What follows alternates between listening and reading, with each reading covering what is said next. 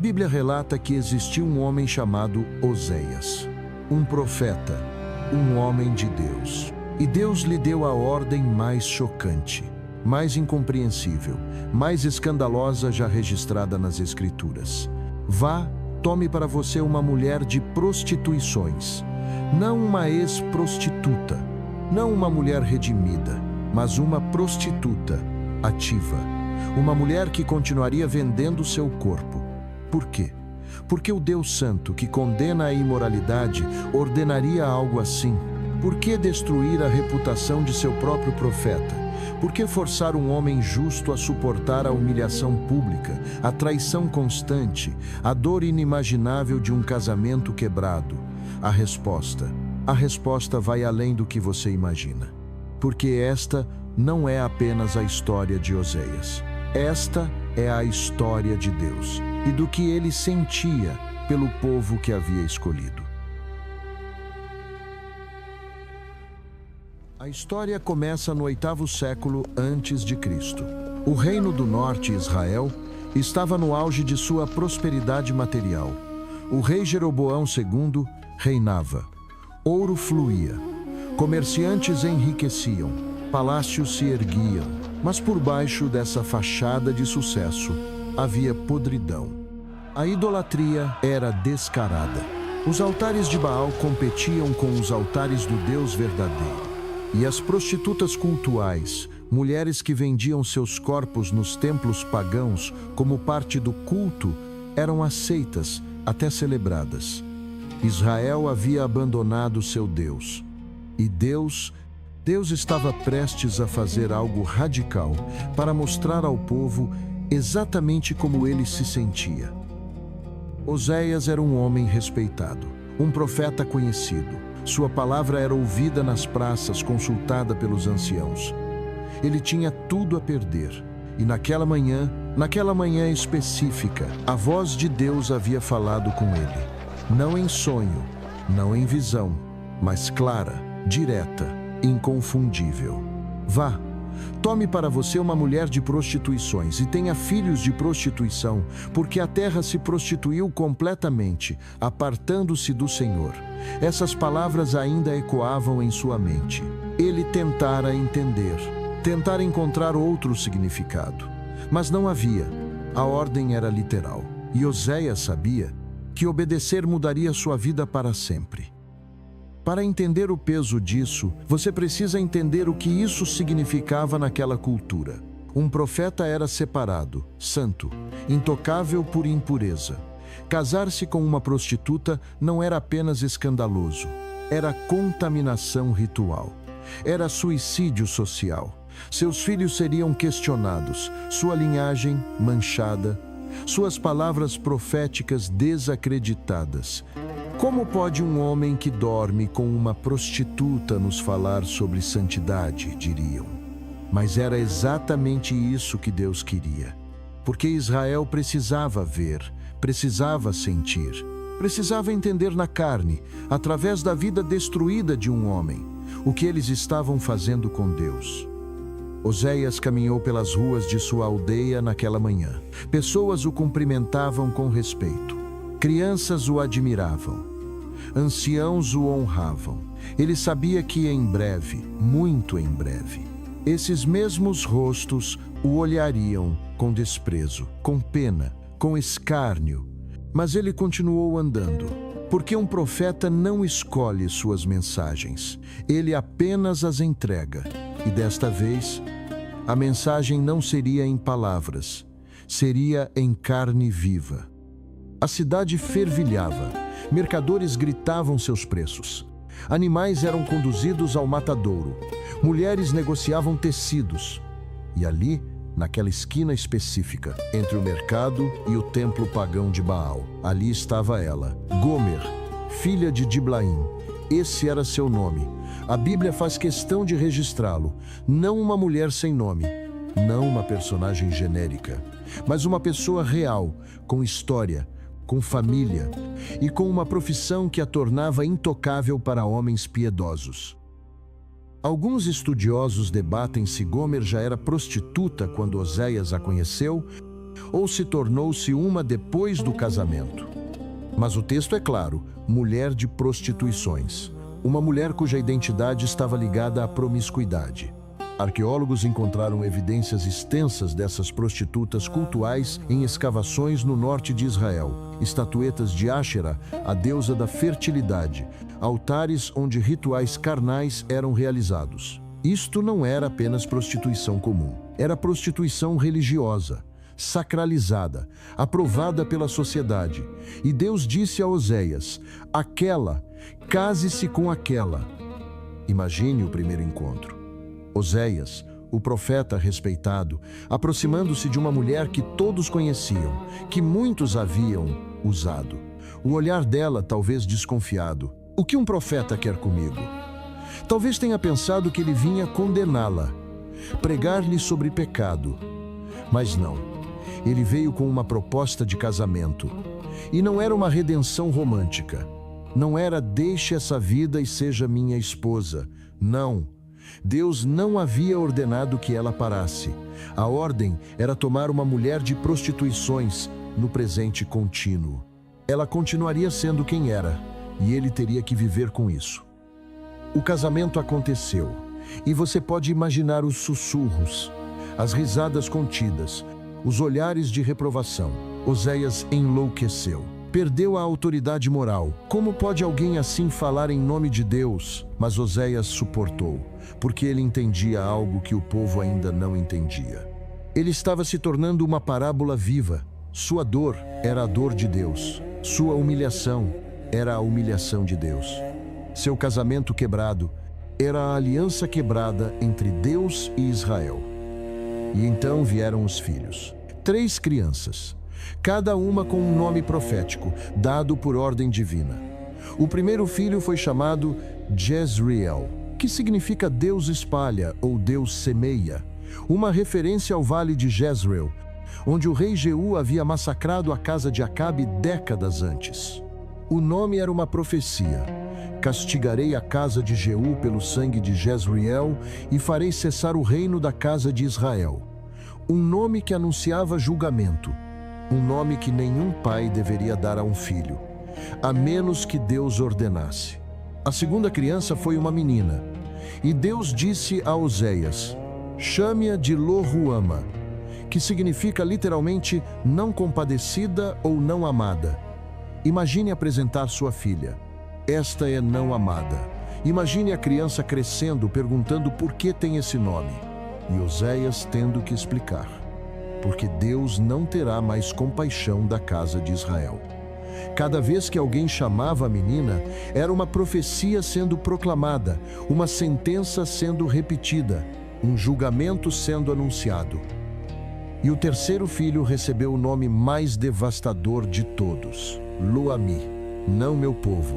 Deus disse: ponha-lhe o nome de Lo-ami, porque vocês não são meu povo, e eu não serei o Deus de vocês. Pense nisso. Durante séculos, a identidade de Israel era ser o povo de Deus. Ami, meu povo, era o que o separava das nações. Era sua glória, sua segurança, sua razão de existir. E agora, Lo-ami, não meu povo, rejeitados, abandonados. E esse nome estava sendo carregado por uma pessoa inocente, sem culpa alguma. Mas aqui está a pergunta que ninguém fazia: de quem eram esses filhos? O texto deixa uma sombra de dúvida deliberada. Filhos de prostituição, diz. Eram mesmo filhos biológicos de Oséias? Ou Gomer continuou se prostituindo durante o casamento e essas crianças eram fruto de outros homens? A Bíblia não esclarece completamente. E talvez essa ambiguidade seja proposital, porque espelhava perfeitamente a situação de Israel. Vocês dizem ser meus filhos. Deus parecia dizer: mas agem como filhos de Baal. De quem vocês realmente são? E então aconteceu o inevitável. Gomer traiu Oséias, abertamente, publicamente. Ela o abandonou e voltou para seus amantes. O texto de Oséias, capítulo 2, registra as palavras dela: irei atrás dos meus amantes, que me dão o meu pão e a minha água, a minha lã e o meu linho, o meu óleo e as minhas bebidas. Ela atribuiu a outros o que Oséias lhe provera. Ela escolheu a prostituição em vez do lar. Escolheu os amantes em vez do marido. E Oséias teve que viver com isso. Você consegue imaginar a humilhação? Ele subia ao púlpito para pregar e todos sabiam. Todos sabiam onde sua esposa estava, com quem ela estava, o que ela estava fazendo. E cada olhar de pena, cada sussurro, cada sorriso zombeteiro era uma facada. Profeta de Deus, zombavam, nem sua própria esposa você consegue controlar. E Oséias suportava, porque essa era a mensagem, essa dor que ele sentia. Deus sentia, essa traição que o destruía. Deus experimentava. Israel era a esposa adúltera e Deus era o marido traído. Mas Oséias não silenciou. Apesar da dor, apesar da vergonha, ele profetizava. Suas palavras eram fogo. Ele clamava: que tire de sua face as prostituições e de entre os seios os seus adultérios. Ele expunha a infidelidade de Israel com a mesma intensidade com que expunha a de Gomer. Ele falava de como Israel corria atrás de Baal, sacrificava a ídolos, queimava incenso em montes altos, prostituía-se sob toda a árvore frondosa. E o povo ria. Olhe quem está falando, diziam. O homem que não consegue manter sua esposa fiel quer nos dizer como viver? Mas Deus não havia terminado, porque essa história não era sobre julgamento apenas. Era sobre algo mais profundo, mais perturbador, mais glorioso.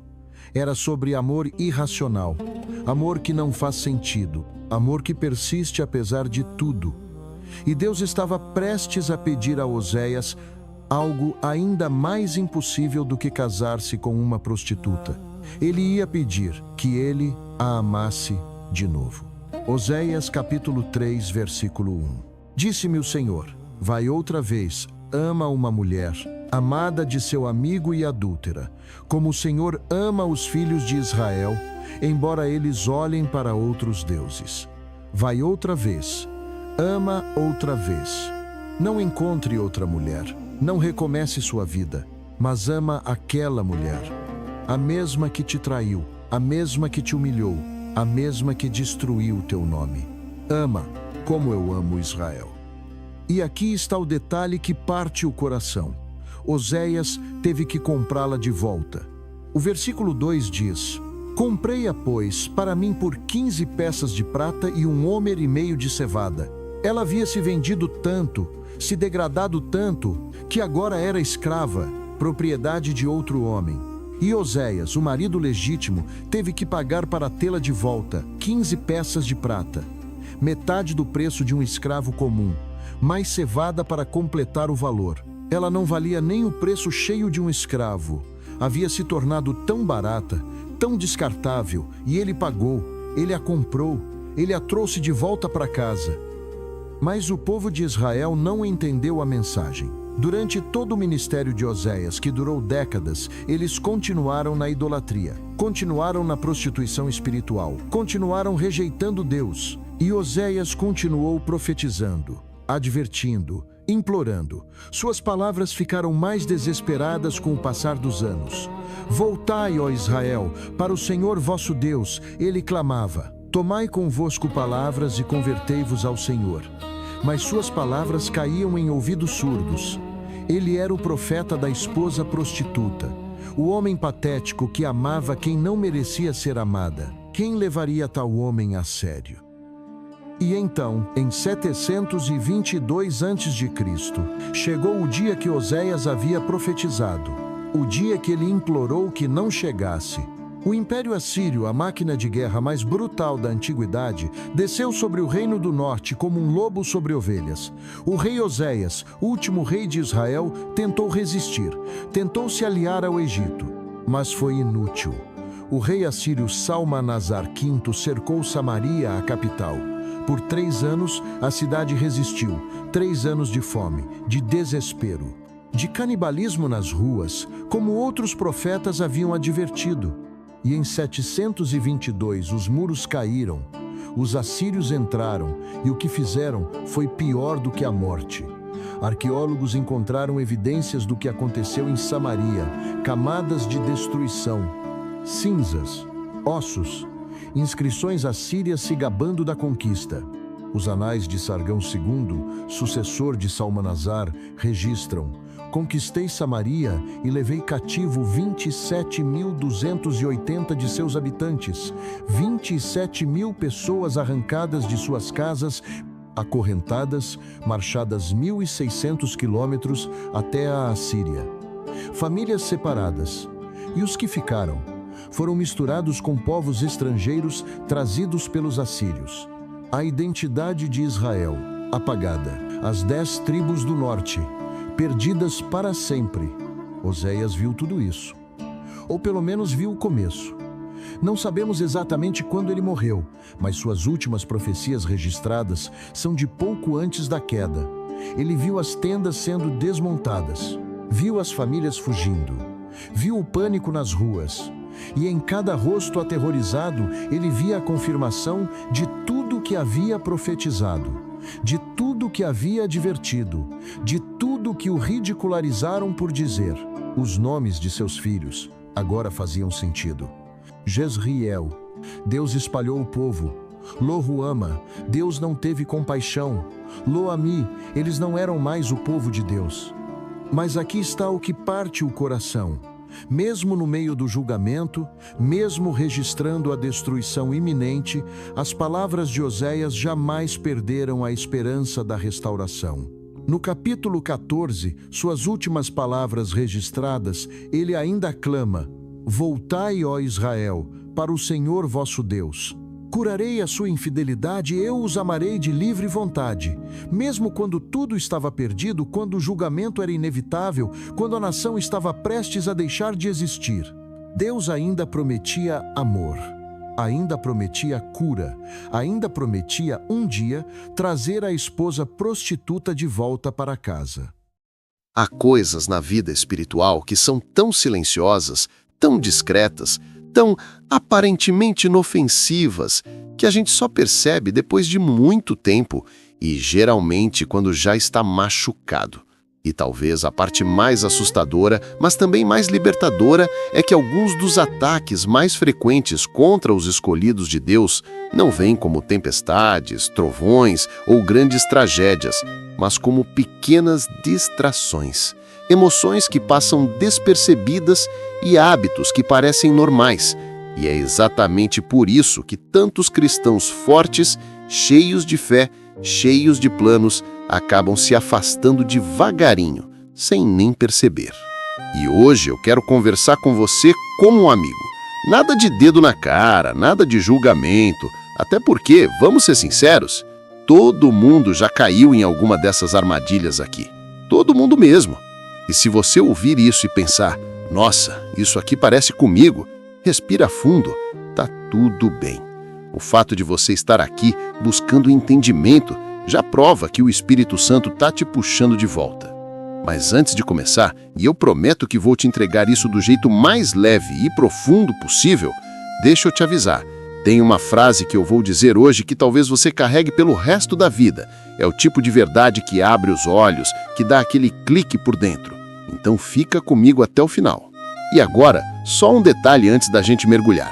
Se você gosta desses vídeos, se gosta de reflexão que conversa com a alma, que acolhe, que abraça, então já faz o seguinte: deixa seu like maroto nesse vídeo. E se em algum momento desse vídeo você sentir aquele era isso que eu precisava hoje, aí sim você se inscreve no canal como forma de gratidão a Deus. Combinado? Eu confio em você. Agora sim, vamos começar. O tema de hoje é 7 coisas que Satanás usa para tirar um escolhido da presença de Deus e eles nem percebem. Só que antes de eu te explicar todas agora, eu vou te preparar, vou te mostrar os caminhos, as pistas, os sinais, os porquês. Porque a grande revelação mesmo, aquilo que te liberta, eu vou te revelar em seguida, assim que eu te preparar. Aí sim você vai entender tudo com profundidade. Então vamos lá. Antes de falar dessas coisas, preciso te mostrar algo que muita gente não sabe. O inimigo não tem pressa. Ele não precisa derrubar um escolhido com um pecado gigante logo de cara. Ele prefere afastar devagar, milímetro por milímetro, porque assim o escolhido nem percebe. É como quando você está no sofá assistindo a algo e, sem querer, vai escorregando, escorregando, até que, quando vê, já está quase caindo no chão. A vida espiritual é assim também. A queda nunca é de uma vez só. Começa com um deslize pequeno. Parece nada, mas depois vira cascata. E é aí que entram as estratégias do inimigo. Sutis, silenciosas, sorrateiras e incrivelmente eficientes.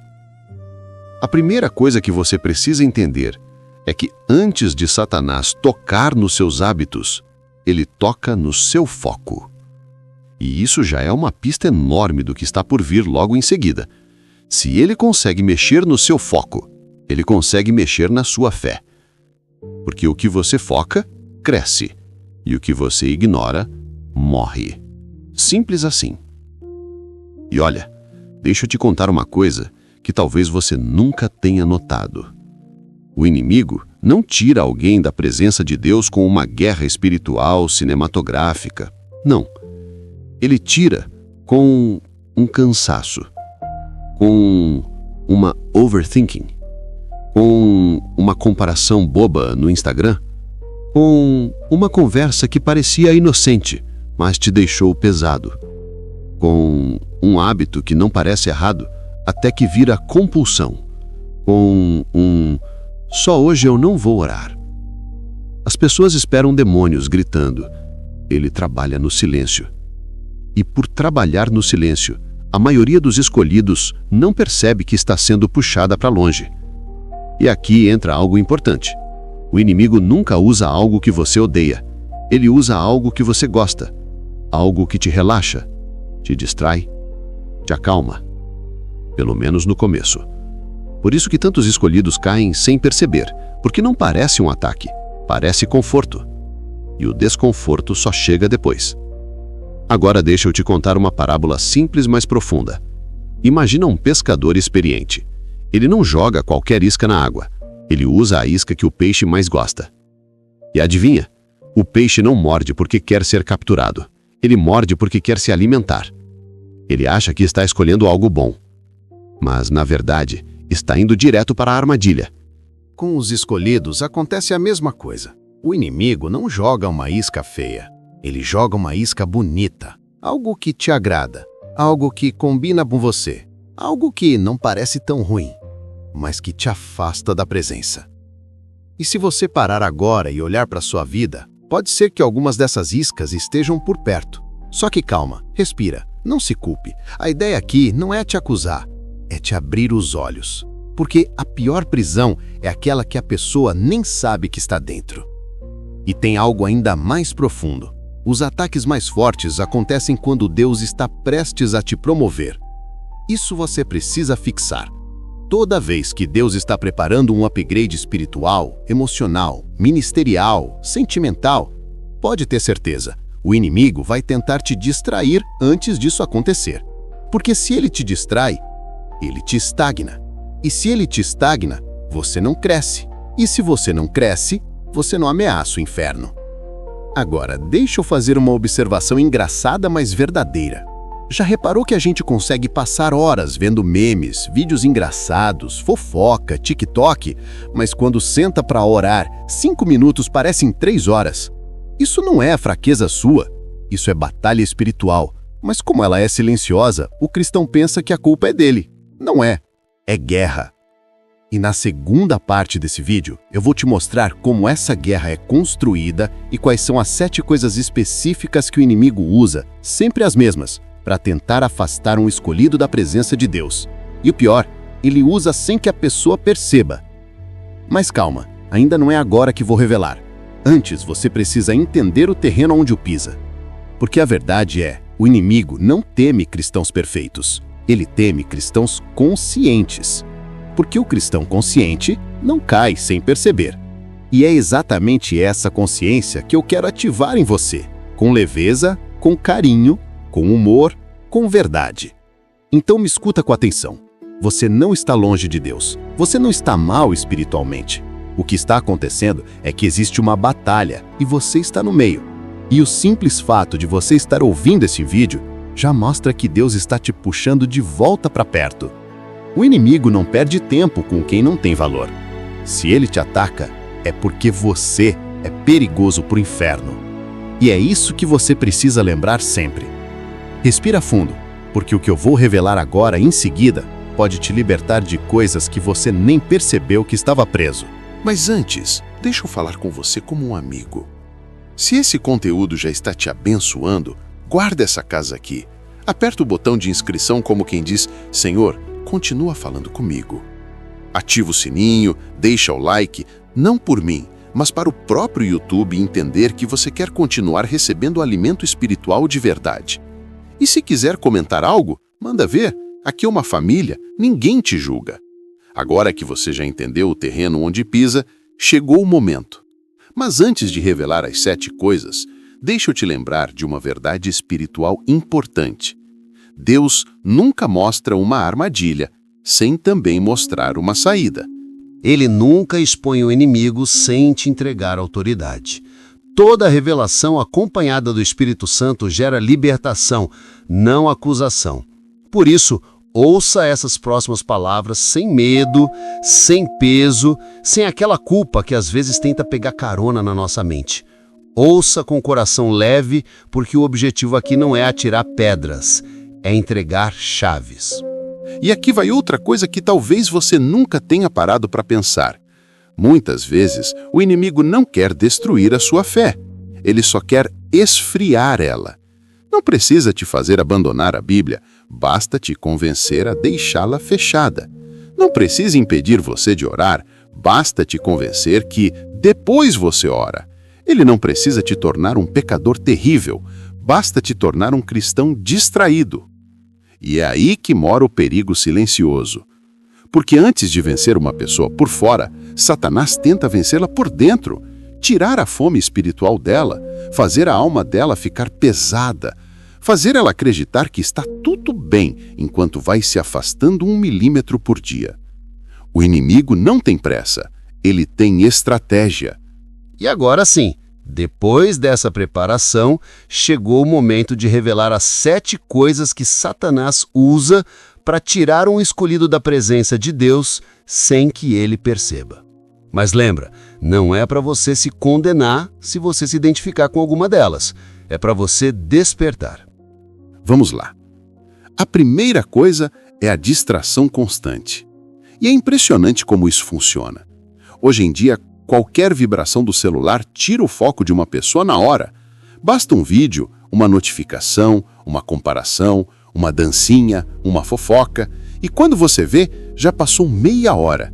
Depois 1 hora, depois um dia inteiro. E aquela comunhão que você queria ter com Deus ficou para amanhã. Só que amanhã vira semana, semana vira mês.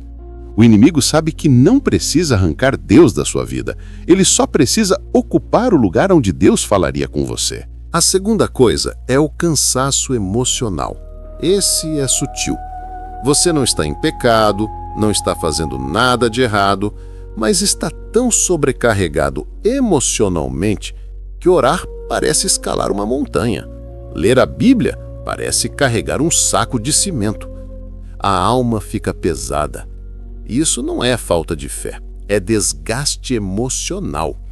E o inimigo adora usar isso, porque um cristão cansado pensa menos, desiste mais rápido e se afasta sem perceber.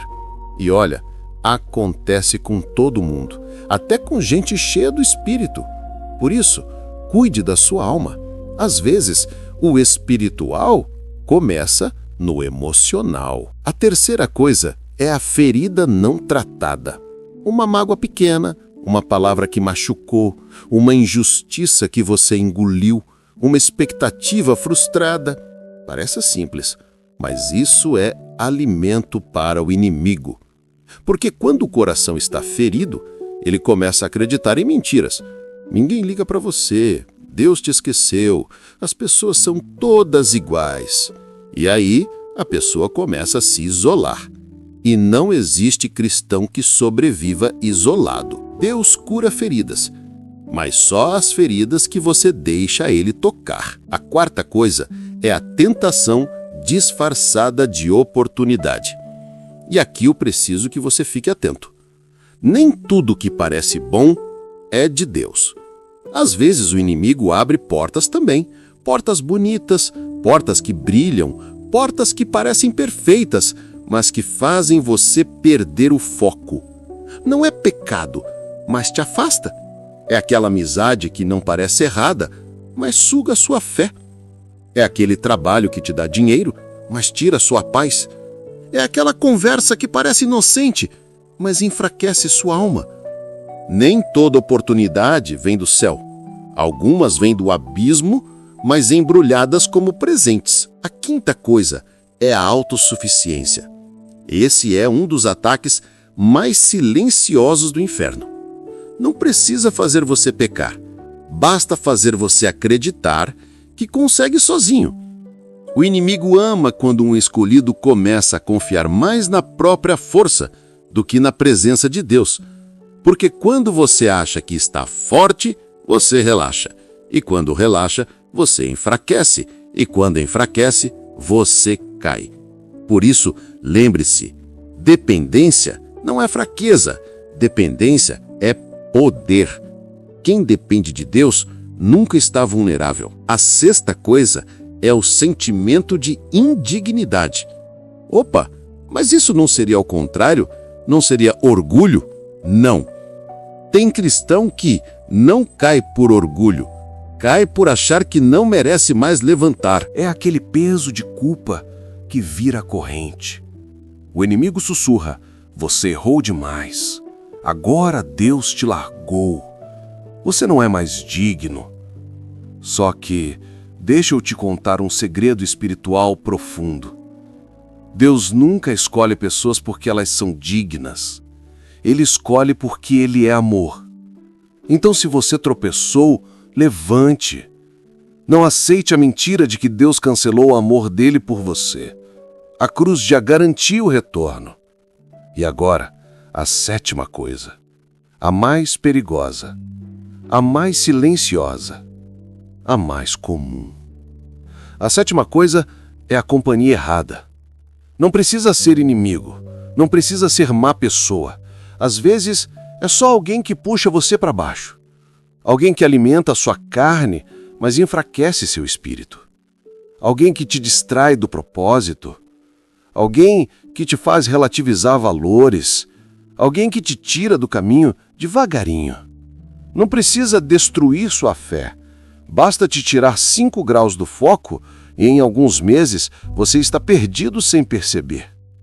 Relacionamentos são portas espirituais. Cuidado com quem anda do seu lado. Agora, depois de tudo isso, deixa eu te lembrar de algo muito importante. Satanás só luta tanto para afastar você porque você é extremamente valioso para Deus. Ninguém tenta roubar casa vazia. Ninguém tenta derrubar alguém que não representa ameaça. Os maiores ataques são sinais de grandes chamados. Mas agora que você reconhece essas 7 coisas, você já começou a vencê-las. O primeiro passo da libertação é a consciência. E olha, o Espírito Santo já está fazendo isso aí dentro do seu coração agora. E antes de encerrar, deixa eu falar com você com carinho. Se você sentiu Deus falando com você nesse vídeo, se algo aqui abriu seus olhos, se você pensou, meu Deus, isso era para mim, então faz assim, se inscreve no canal, mas se inscreve como quem toma uma decisão espiritual. Como quem diz, Senhor, continua falando comigo. Aperta o like como quem planta uma semente. Ativa o sininho como quem diz, eu preciso continuar sendo alimentado. Deixa seu amém nos comentários se essa mensagem te edificou. Aqui você vai ter palavra, reflexão, consolo e verdade, sem julgamento, sem peso, sem religiosidade vazia. Só Deus e você. Agora, deixa eu entregar o final de tudo. Você não está longe de Deus. Você não perdeu a presença. Você só foi distraído. Mas Deus está te chamando de volta, hoje. Bom, meus irmãozinhos em Cristo, vou ficando por aqui. que toda sorte de bênçãos sejam derramadas sobre todos nós, em nome de Jesus. Amém.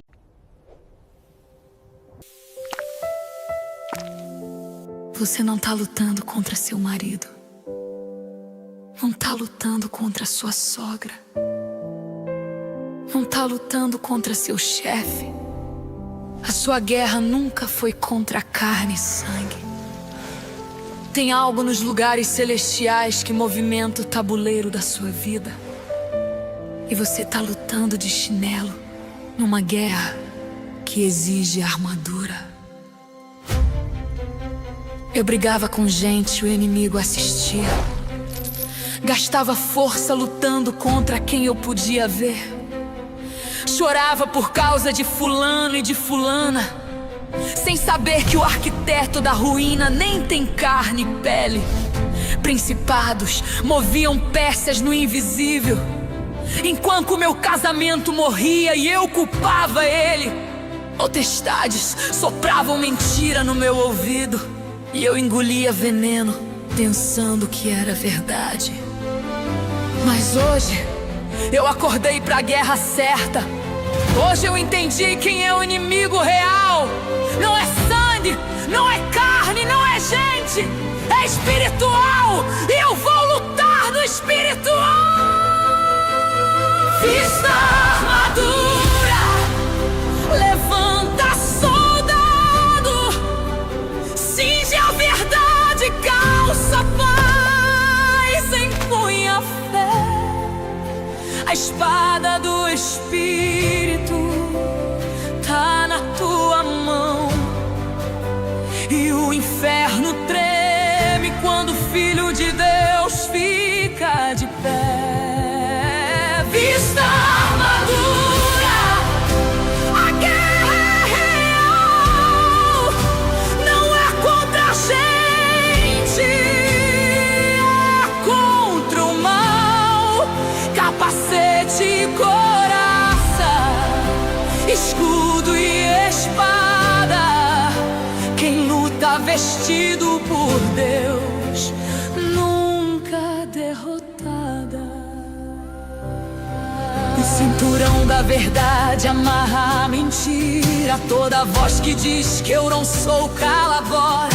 A couraça da justiça protege meu peito, porque o acusador atira direto no coração. Os pés calçados com a paz me firmam no chão. Eu não corro mais, eu avanço em posição. O escudo da fé apaga dardo inflamado. Pode lançar o que quiser que eu tô blindada pela mão. O capacete cobre minha mente da mentira. A depressão não entra, a ansiedade não domina. E a espada do Espírito é a palavra que eu declaro. Quando eu abro a boca, o inferno perde o jogo.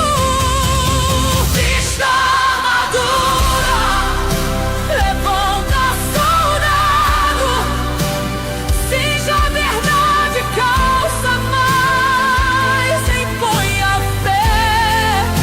A espada do Espírito tá na tua mão, e o inferno treme quando o Filho de Deus fica de pé. Vista a armadura, a guerra é real, não é contra a gente, é contra o mal. Capacete e couraça, escudo e espada. Quem luta vestido por Deus nunca derrotada. Eu visto a verdade e a mentira cai. Eu visto a justiça e a culpa cai. Eu calço a paz e o medo cai. Eu levanto a fé e o dardo apaga. Eu coloco a salvação e a mente fecha. Eu empunho a espada e o diabo corre, porque a espada não é minha, é a palavra do Deus vivo. E quando a palavra sai da minha boca, o invisível se curva diante do nome. perdendo batalhas, não é porque Deus te abandonou, é porque você tá lutando a guerra errada, com a arma errada, contra o inimigo errado. Você briga com seu marido, mas o inimigo não é ele, é o que sopra no ouvido dele. Você briga com sua filha, mas o inimigo não é ela, é o que manipula a mente dela. Você briga com o filho mesmo, mas o inimigo não é você, é a voz que te acusa de madrugada. A partir de hoje você luta certo. Não é gritando com gente, é orando do Espírito. Não é postando em direta, é declarando a palavra. Não é chorando no banheiro, assistindo a armadura e entrando no campo. O diabo quer que você brigue com carne e sangue, porque enquanto você briga com gente, ele te livre. Mas quando você entende que a guerra é espiritual e veste a armadura e empunha a espada, o jogo vira. Vista a armadura. Eu visto a armadura hoje. A mentira não entra mais, o dardo não me alcança mais. A palavra é minha espada e eu vou usar. Você não é vítima, você não é coitada, você não é fraca, você é soldado do exército do Deus vivo. E soldado vestido não perde guerra. Vista a armadura e nunca mais lute desarmada. Vista a armadura, levanta soldado. A espada do Espírito tá na tua mão. Vista a armadura, a guerra é real, mas quem luta vestido pelo rei não cai no tremel. Quando eu entendi que a guerra não é contra a gente, e eu já venci. A guerra é real, mas eu tô vestida. E quem veste a armadura de Deus nunca perde.